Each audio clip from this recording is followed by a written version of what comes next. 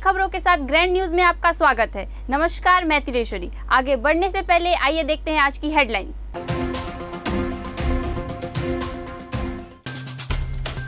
सुर संग्राम द्वारा ऑडिशन जारी, जीतने वाले को मिलेगा 1 लाख का इनाम।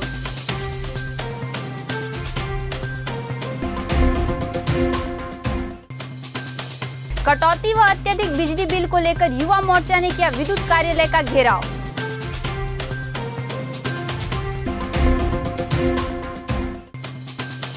छब्बीस नवंबर को संविधान दिवस पर क्राइस्ट महाविद्यालय में विभिन्न कार्यक्रम प्रस्तुत किए गए।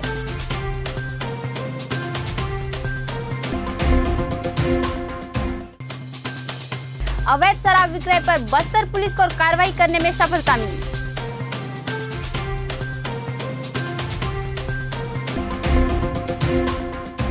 अब खबरें विस्तार से। छत्तीसगढ़ के बस्तर में गायकी का रुचि रखने वाले के लिए 1 लाख जीतने का मौका दिया जा रहा है। यह मौका सुर संग्राम नामक एक स्थानीय इवेंट कमेटी दे रही है। सुर संग्राम द्वारा 4 दिनों का ऑडिशन भी लिया जा रहा है, जिसमें छत्तीसगढ़ के कई शहरों के अलावा ओडिशा, आंध्र प्रदेश और तेलंगाना के प्रतिभागी भी हिस्सा ले रहे हैं। अब तक 100 से अधिक प्रतियोगियों ने अपना ऑडिशन दे दिया है और भी गायककार ऑडिशन के लिए अपना रजिस्ट्रेशन करवाया है। पूरे प्रदेश में इस तरह का यह पहला आयोजन है जिसमें गायकी का शौक रखने वालों को मौका दिया जा रहा है, जो बड़े प्लेटफॉर्म में नहीं जा सकते हैं। शहर के चेंबर भवन में 26 से 29 नवंबर तक ऑडिशन लिया जा रहा है।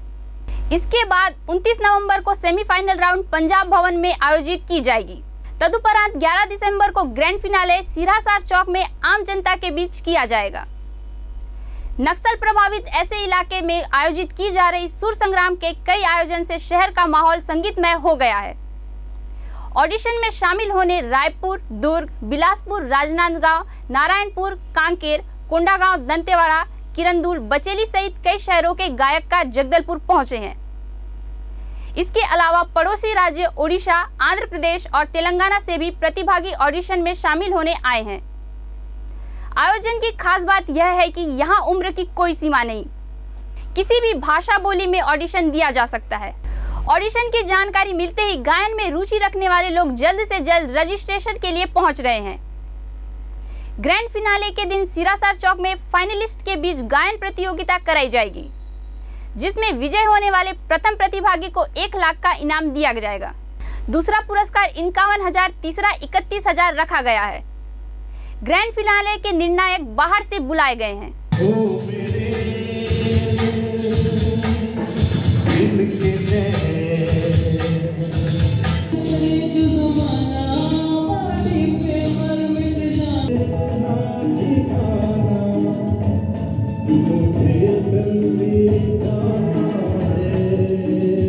आज तीसरा दिन है और कल ऑडिशन का चौथा आखिरी दिन रहेगा।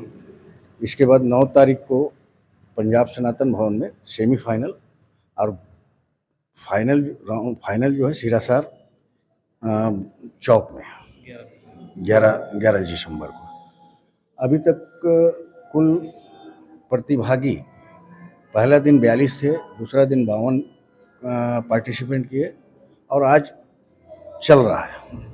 अनुमानित 150 से 200 लोग इसमें भाग ले रहे हैं और दूर अंचल के सभी अदर स्टेट, उड़ीसा, आंध्र, मध्य प्रदेश, विशाखापट्टनम और महाराष्ट्र के भी दूर प्रदेशों से पार्टिसिपेंट किए हैं अभी तक।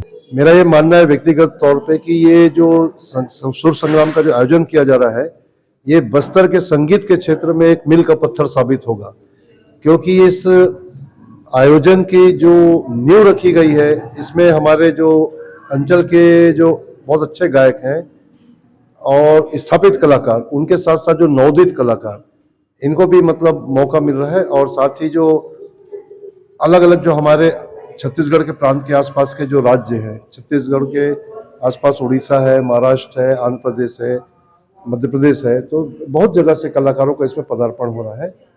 और मेरा एक मतलब आगे भविष्य के लिए भी इस कार्यक्रम के माध्यम से एक रूपरेखा तय की जा रही है कि जो इतने बड़े स्तर का जो इंडियन आइडल फेम के आधार पे इस कार्यक्रम की संरचना की गई है और इसके आधार पे ही जो भविष्य में एक लोगों के लिए प्लेटफॉर्म खुलेगा, जिससे वे अपनी प्रतिभा को और भी आगे राष्ट्रीय स्तर पर अपना वो सिद्ध कर सकते हैं। नहीं, ये बहुत अच्छी बात है जो जगदलपुर में इस तरह का चांस दिया जा रहा है। हमारे तरफ भी ऐसे कुछ चांस मिलता बोल के सोच रहे थे, लास्ट में जगदलपुर में हमको ये चांस मिला गया। बहुत खुश हुए हम। मैं गाया था कलाकार पिक्चर का नीले नीले अंबर पर चांद जब आ जाए। बस्तर जिले में अपराध नियंत्रण के उद्देश्य से उप पुलिस महानिरीक्षक एवं वरिष्ठ पुलिस अधीक्षक जितेंद्र सिंह मीणा के निर्देशन में लगातार कार्यवाही की जा रही है, जिस तारतम्य में अवैध शराब विक्रय पर बस्तर पुलिस को कार्रवाई करने में सफलता मिली है। ज्ञात हो कि सूचना प्राप्त हुआ था कि शहर के नया मुंडा क्षेत्र में किसी व्यक्ति के द्वारा अवैध शराब बिक्री किया जा रहा है। उक्त टीम के द्वारा नया मुंडा में एक संदिग्ध व्यक्ति की पहचान कर रेड कार्रवाई किया गया। रेड कार्रवाई के दौरान उक्त व्यक्ति से पूछताछ करने पर अपना नाम डमरू राम बघेल निवासी नया मुंडा जगदलपुर का होना बताया, जिसके कब्जे से देशी महुआ शराब 24 लीटर कीमत 2400 रुपए बरामद कर जब्त किया गया। आरोपी के विरुद्ध थाना बोधघाट में धारा 34 आबकारी एक्ट का अपराध पंजीबद्ध कर कार्यवाही किया गया है। मामले में आरोपी को गिरफ्तार कर न्यायालय रवाना किया जा रहा है। 26 नवंबर को संविधान दिवस पर क्राइस्ट महाविद्यालय में विभिन्न कार्यक्रम प्रस्तुत किए गए, जिसमें मुख्य अतिथि के रूप में डॉक्टर फादर थॉमस पीजे, डॉक्टर फादर थॉमस वीवी उपस्थित रहे। कार्यक्रम की शुरुआत में संविधान के निहित मूल्यों पर विशेष परिचर्चा व नाटक शिक्षा विभाग के विद्यार्थियों द्वारा प्रस्तुत किए गए। सहायक प्राध्यापक राहुल पटेल द्वारा समस्त विद्यार्थियों व स्टाफ को संविधान पालन के प्रति शपथ दिलाई गई। शिक्षा विभाग के छात्रों ने नुक्कड़ नाटक की मोहक प्रस्तुति से सभी को ज्ञान व समाज के प्रति उनकी जिम्मेदारी से अवगत कराया। इस नुक्कड़ नाटक ने सभी वर्गों के लिए समान अधिकारों पर प्रकाश डाला। साथ ही बाबा साहेब अम्बेडकर के संघर्ष भरे जीवन पर भी विशेष कार्यक्रम प्रस्तुत किए। वहीं आम जनता के लिए स्थानीय दलपत सागर में संध्या 6 बजे भी नुक्कड़ नाटक की प्रस्तुति शिक्षा विभाग के द्वारा की गई। कार्यक्रम में क्राइस्ट कॉलेज के उप प्राचार्य doctor father Saiju father Abraham CMI father Varghese व एजुकेशन विभाग से डॉक्टर रोसम्मा जॉकब, डॉक्टर जस्सी जोस व समस्त स्टाफ मौजूद रहा। कार्यक्रम में क्राइस्ट कॉलेज के उप प्राचार्य doctor father Saiju father Abraham CMI father Varghese व एजुकेशन विभाग से डॉक्टर रोसम्मा जैकब, डॉक्टर जस्सी जोस व समस्त स्टाफ मौजूद रहा।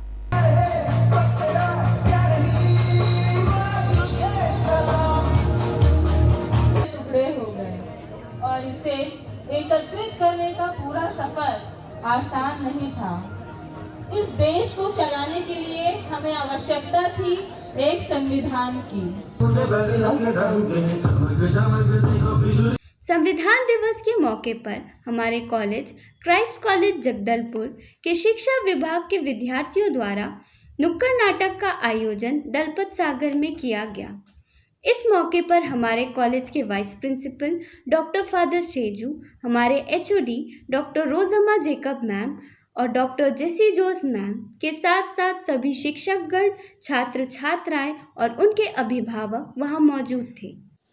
क्राइस्ट कॉलेज जगदलपुर ने विभिन्न कार्यक्रमों के साथ भारत का संविधान दिवस मनाया, जिसमें संविधान की प्रस्तावना और महत्वपूर्ण लेखों का वाचन, विभिन्न धाराओं के छात्रों द्वारा संविधान के विभिन्न पहलुओं की प्रस्तुति, दलपत सागर मंच पर शिक्षा विभाग के छात्रों के द्वारा नुक्कड़ नाटक शामिल था। कॉलेज के सभागार में कार्यक्रम की अध्यक्षता हमारे प्रबंधक फादर थॉमस वीवी ने की। अपना राष्ट्रीय त्योहार जैसे स्वतंत्रता दिवस, गणतंत्र दिवस और भारत का संविधान का दिवस आदि के प्रति महत्व कम होते जा रहे हैं। इसलिए हमारे युवा भविष्य का शिक्षकों द्वारा आने वाले पीढ़ियों को राष्ट्र के प्रति प्रेम, देशभक्ति की भावना बढ़ाने के उद्देश्य से इस लघु नाटक प्रस्तुत किया है। सरकारी नौकरी दिलाने का झांसा देकर ठगी करने वाले आरोपी पर कार्रवाई करने में बस्तर पुलिस को सफलता मिली। सरकारी नौकरी दिलाने के नाम पर ठगी मई 2022 के दौरान मामले में प्रार्थी रामदेव नाग निवासी गरावंड खुर्द जिला बस्तर को फोन के माध्यम से आरोपी द्वारा अपने आप का जिला दंतेवाड़ा PWD से सब इंजीनियरिंग होना बताकर प्रार्थी के पुत्र को PWD में सहायक ग्रेड 1 की नौकरी दिलाने के नाम पर अलग अलग किस्तों में कुल 4,05,000 रुपए की मांग कर नगद राशि लेकर फर्जी नियुक्त आदेश जारी कर ठगी किया गया था। सुकमा में मिलने पर निरीक्षक बुधराम नाग के नेतृत्व में टीम गठित कर सुकमा रवाना किया गया था। उक्त टीम के द्वारा सुकमा में संदेह के आधार पर एक व्यक्ति को घेराबंद कर पकड़ा गया, जिनसे पूछताछ करने पर जिसने अपना नाम विजय कुमार यादव निवासी जिला कोरिया का होना बताया। जिनसे पूछताछ करने पर उसके द्वारा प्रार्थी रामदेव नाग को मोबाइल फोन के माध्यम से सरकारी नौकरी दिलाने के नाम पर 4,05,000 रुपए ठगी करना स्वीकार किया। मामले में आरोपी विजय कुमार यादव को गिरफ्तार कर थाना नगरनार लाकर न्यायालय पश्चात जेल दाखिल किया गया है। मई माह में प्रार्थी रामदेव नाग के द्वारा आवेदन दिया गया थाना नगरनार में कि उसके खिलाफ धोखाधड़ी हुई है और आरोपी विजय कुमार यादव है। उस आवेदन पर आरोपी के खिलाफ 419-420 आईपीसी के अंतर्गत अपराध पंजीबद्ध किया गया था। आरोपी ने सरकारी नौकरी दिलाने के नाम से मोबाइल के द्वारा प्रार्थी के पास से 4,05,000 रुपये ठगी किया था। आरोपी घटना दिनांक से फरार था, जिसकी पतासाजी थाना नगरनार की पुलिस के द्वारा की जा रही थी। अंत में फरार आरोपी जिला सुकमा से गिरफ्तार किया गया है और उसे न्यायिक रिमांड में भेजा गया है। जगदलपुर कमिश्नर श्याम धावड़े की अध्यक्षता में पंचायत उपलब्ध अधिनियम 1996 एवं नियम 2022 पेशा कानून पर कार्यशाला का आयोजन संभागयुक्त कार्यालय के सभा कक्ष में आयोजित किया गया। कार्यशाला में मास्टर ट्रेनर द्वारा पेशा कानून के उपबंधों, विशेषताओं, अपवाद और उपरांतन के अधीन बिंदुओं के संबंध में जानकारी दी गई। मास्टर ट्रेनरों ने ग्राम सभा की संरचना, शक्ति एवं कार्य प्रणाली, कार्यकारी समितियों के गठन, इसके अलावा अपवाद और उपांतरण के अधीन कानूनों के बदलाव के तहत छत्तीसगढ़ भू राजस्व संहिता 1959, खदान एवं खनिज का प्रबंधन, आबकारी अधिनियम 1915, शांति एवं सुरक्षा तथा विवाद समाधान छत्तीसगढ़ साहूकारी अधिनियम, लघु वनोपज का स्वामित्व के लिए पेशा नियम के लिए नए बदलाव के संबंध में जानकारी दी गई।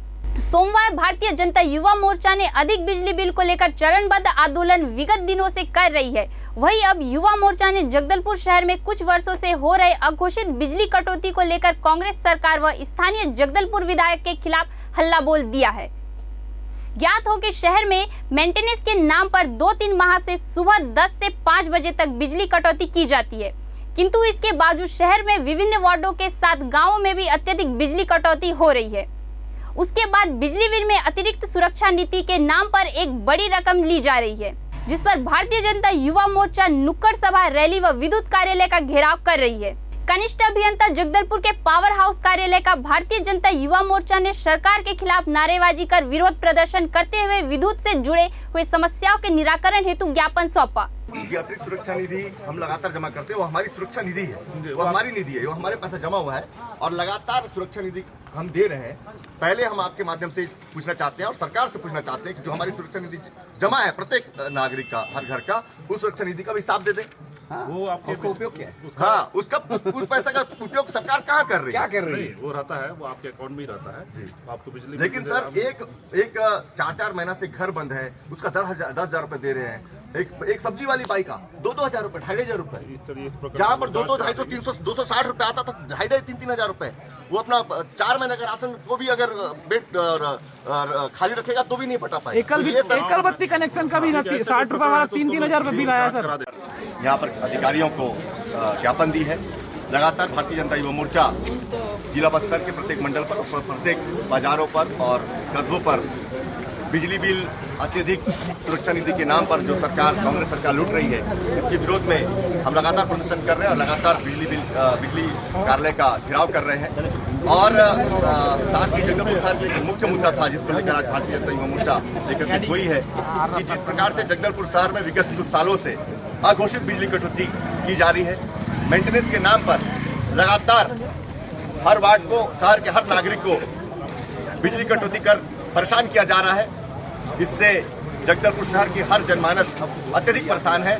धमतरी जिले की जोरातराई की जहां पर लगातार लंपी वायरस के लक्षण पशुओं में देखे जा रहे हैं, जिसे लेकर पशुपालकों को चिंता है। वहीं कुछ पशुपालक इसका घरेलू उपाय भी कर रहे हैं। वहीं मुख्य चिकित्सा अधिकारी ने कहा कि लंपी वायरस जैसे भयंकर वायरस पर सतर्कता जरूरी है। इसके लक्षण दिखते ही तुरंत विभाग को तलब करने के साथ साथ पशुओं को झुंड से अलग कर क्वारंटाइन करें, नहीं तो धीरे धीरे वायरस की चपेट में पूरा झुंड आ जाएगा।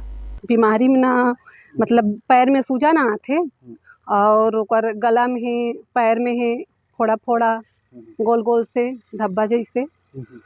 कितना का पहले गाँव में गांव में तो ऐसे बहुत सारा हो गए हैं और कई ठो जानवर खत्म भी हो गए।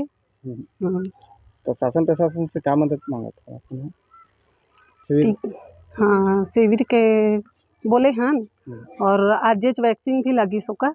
ये लंपी वायरस है जो बाहर विदेश से हमारे तरफ क्षेत्र में छत्तीसगढ़ में आ गया।